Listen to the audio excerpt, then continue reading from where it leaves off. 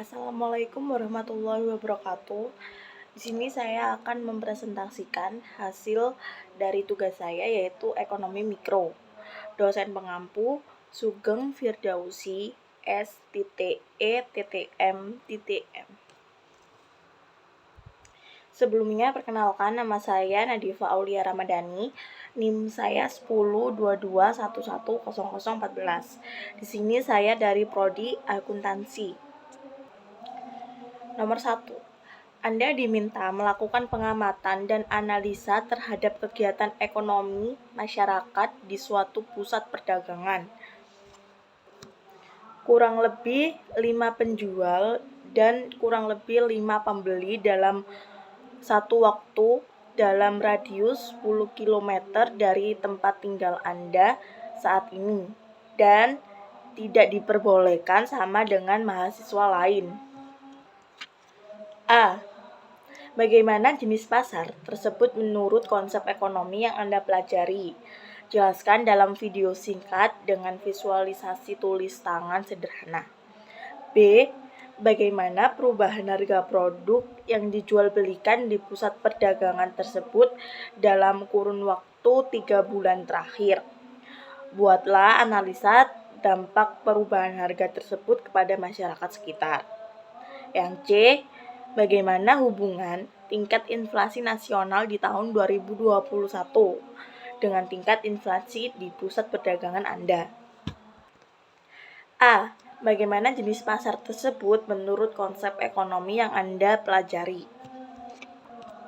Di sini saya mengambil pasar yaitu Pasar Menganti. Pasar Menganti terletak di Gresik, lebih tepatnya Gresik Selatan di daerah Menganti juga. Pasar Menganti merupakan jenis pasar yang memiliki jumlah produsen dan konsumen yang sangat banyak, sehingga dapat diartikan bahwasannya pasar Menganti ialah jenis pasar persaingan sempurna. Pasar tersebut menjual berbagai macam dimulai dari bahan pokok, alat rumah tangga, sembako, dan lain-lain. B. Bagaimana perubahan harga produk yang dijual belikan di pusat perdagangan tersebut dalam kurun waktu kurang lebih 3 bulan terakhir? Menurut pandangan saya, dalam waktu kurang lebih 3 bulan terakhir ini ada perubahan harga produk yang sangat naik tinggi drastis, yaitu telur, cabai, dan minyak goreng, di mana kenaikan harga tersebut membawa pro dan kontra bagi masyarakat. Pada waktu kenaikan harga, masyarakat banyak yang tidak memilih beli telur terlebih dahulu, walau itu bahan pokok. Banyak warga yang mengeluh juga dengan harga cabai dan minyak yang masih sangat tinggi. Tetapi beberapa hari yang lalu sudah ada penurunan untuk harga minyak, sehingga banyak masyarakat yang menyerbu minimarket untuk membeli minyak tersebut. C. Bagaimana hubungan tingkat inflasi nasional di tahun 2021 dengan tingkat inflasi di pusat perdagangan Anda? Di sini saya menjelaskan berdasarkan data Pusat Statistik atau BPS, inflasi indeks harga konsumen atau IHK pada 2021 tetap rendah dan berada di bawah kisaran sasaran 30,1 kurang lebih 1%. Inflasi IHK 2021 tercatat sebesar sekitar 1,87%. Yoi. Meningkat dibandingkan dengan inflasi IHK di tahun 2020 sebesar 1,68% YoY. Sedangkan inflasi perdagangan yang sangat menonjol yaitu cabai yang sempat menembus 100.000 per kilogram. Akan tetapi kondisi itu tidak berlangsung lama, hanya sekitar 3 hari dan alhamdulillah menjadi 80.000 per kilogram. Ada juga penyebab mengapa kok bisa sih cabai itu ada kenaikan harga, yaitu penyebab utama kenaikan harga cabai yaitu dikarenakan gagal panen di tingkat pertaniannya. Mereka tak bisa memproduksi cabai dengan kualitas yang baik sehingga mengakibatkan pasokan ke pasaran berkurang. Imbasnya harga juga ikut naik. Nomor 2, Anda diminta melakukan pengamatan dan analisa terhadap perilaku masyarakat di sekitar Anda. A. Bagaimana situasi inequality dan cycle of poverty di lingkungan sekitar Anda. B. Jelaskan akar masalah yang terjadi dan bagaimana masyarakat di lingkungan tersebut melakukan perbaikan. C.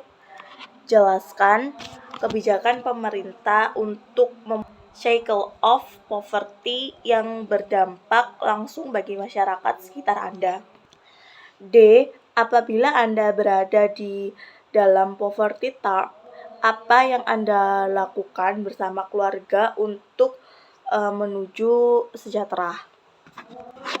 A. Bagaimana situasi inequality dan cycle of poverty di lingkungan sekitar Anda? Sini ada untuk kayak bukti perkampungan di rumah saya. Sini saya menjelaskan, saya telah melakukan pengamatan mengenai situasi inequality and cycle of poverty. Ternyata terlihat sangat cukup stabil. Dan apabila dilihat dari pekerjaannya, bisa dikatakan tidak mempunyai jabatan yang terlalu tinggi. Karena kelas perumahan saya masih dibilang biasa dan bukan perumahan elit. Untuk gaya hidup per orangnya itu juga sangat biasa saja. Jadi masih bisa dibilang kampung saya itu masih kampung yang di standar. B. Jelaskan akar masalah yang terjadi dan bagaimana masyarakat di lingkungan tersebut melakukan perbaikan. Pada waktu itu ada suatu wabah yaitu virus COVID-19 yang dimana ada beberapa orang yang kehilangan pekerjaan karena tidak operasional dari PT-nya. Dan tidak lupa banyak sekali warga di sekitar kampung saya banyak yang terkena virus COVID-19 tersebut. Saat itu semua warga pada acuh dan memilih untuk karantina sendiri. Tetapi tidak lama dari remaja Qatar merencanakan penyemprotan desinfektan di setiap rumah dan memberikan masker dan hand sanitizer kepada setiap warga. Pada waktu itu penyemprotan desinfektan dilakukan setiap 2 minggu sekali dan itu masih berjalan hingga sekarang. Setelah melakukan hal tersebut dan juga dibantu dengan kesadaran warga, untuk saat ini benar-benar menurun untuk angka positif COVID di sekitar kampung saya. C. Jelaskan kebijakan pemerintah untuk memutus cycle of poverty yang berdampak langsung bagi masyarakat sekitar Anda. Di sini saya menjelaskan anjloknya pertumbuhan ekonomi serta penerapan restriksi sosial dan mobilitas di berbagai wilayah sebagai akibat pandemi COVID-19. Tidak hanya berpotensi mengakibatkan hilangnya lapangan pekerjaan saja, tetapi juga meningkatkan kemiskinan secara pasif. Hal yang perlu diwaspadai selanjutnya yakni potensi penyebaran wabah dari wilayah perkotaan ke pedesaan tidak dapat dicegah. Di antaranya melalui pembatasan mobilitas orang dari kota ke desa.